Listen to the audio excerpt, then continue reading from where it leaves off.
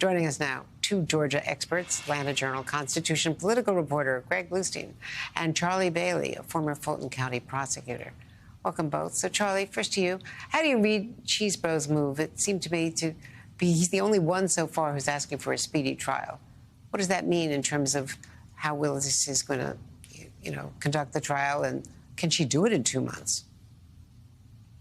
Well, without benefit of understanding exactly the conversations that went on between Mr. Chesebro and his attorneys, I'll say this: it's quite a bold move to move for a speedy trial when you don't even have the discovery.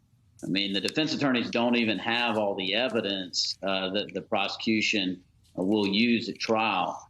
Time will tell whether it will pay off. But as we sit here right now, Fani Willis and her team, they've been investigating this for 2.5 years. They know the case better than anybody. And it's not the fault of the defense attorneys. They haven't gotten the information.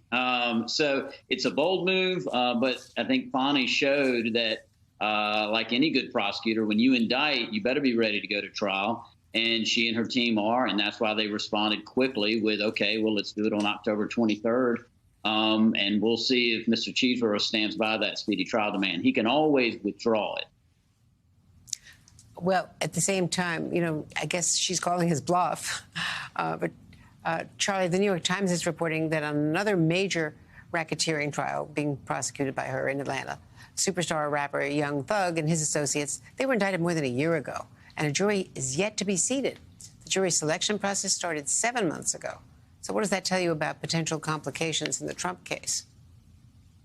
Well, jury selection of voir dire, that process is controlled by the judge. The judge has a lot of discretion as to whether to question jurors individually or in groups. And so that jury selection is taking some time, but I'll just give it another example.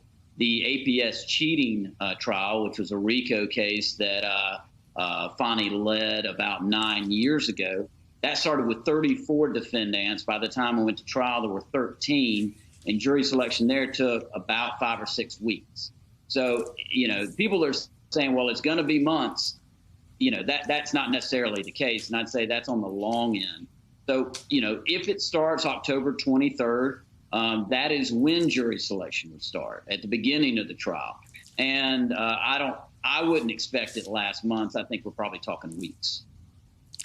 Greg, what about the political environment that she is facing now, not only in Georgia, but the explosive nature of leading Republicans, the candidates, as well as a state senator down there wants to oust her, and now the House Republicans are launching an investigation into her, according to Jim Jordan, the Judiciary Chairman. Yeah, well, the DA is facing all sorts of political pushback, and there's some long shot bids here in Georgia to call a special session to oust her from office. That's not going to go anywhere. Of course, you mentioned the federal probe, which is seeking information not only on how her office is funded, but also on any interaction that either Fani Willis or her other attorneys in her office have had with federal authorities, seeking that. But I think the big thing that she's watching is a new law in Georgia that gives the state new powers to either punish, investigate, or even oust district attorneys who are considered not following the state law. It's a very broad law. It's very broad definitions. And there are already a number of lawmakers in the GOP who are vowing to bring complaints against her using this new law, which effectively starts in October. That's what she's watching. She knew this was a concern even during the debate over this legislation, even though sponsors never mentioned her name. She knew it could be used against her, and so did her allies. And there's a lawsuit right now challenging that law, saying that it basically is a power grab that threatens the independence of the judiciary. And did Governor Kemp sign that law? Yeah, the governor backed the law, was one of the early supporters, and again, never mentioned Fani Willis's name. He mentioned the names of other DAs, Republicans and Democrats, who were found derelict of their duties or being, accused of being inept or ineffective in their jobs. So Republicans were very careful not to make this a Fani Willis bill. But as Democrats and attorneys pointed out throughout the debate process, it could well be weaponized against Fani Willis, and that's what might be happening right now. And what about the voters in Georgia? Because Georgia's going to be a pivotal state. If Donald Trump is the nominee, and if he wants to win, he's got to win Georgia. What is public opinion there where's that headed regarding this trial? Yeah, exactly. I mean, Georgia is a must-win for Republicans. Democrats probably still have a path without winning Georgia, but Republicans can't win the White House without winning Georgia, and that's from several of the candidates themselves who have said that. Look, Donald Trump still dominates in all the polls that we've seen of the Republican primary voter here in Georgia.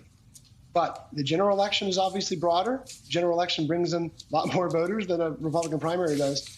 And if we've learned anything in 2020, 2021, or 2022, just those moderate swing independent voters, they're willing to split tickets. They're willing to vote Democratic as well. And we saw that. That's why we have a Senator Jon Ossoff. That's why we have a Senator Raphael Warnock. And that's why Joe Biden won Georgia in 2020.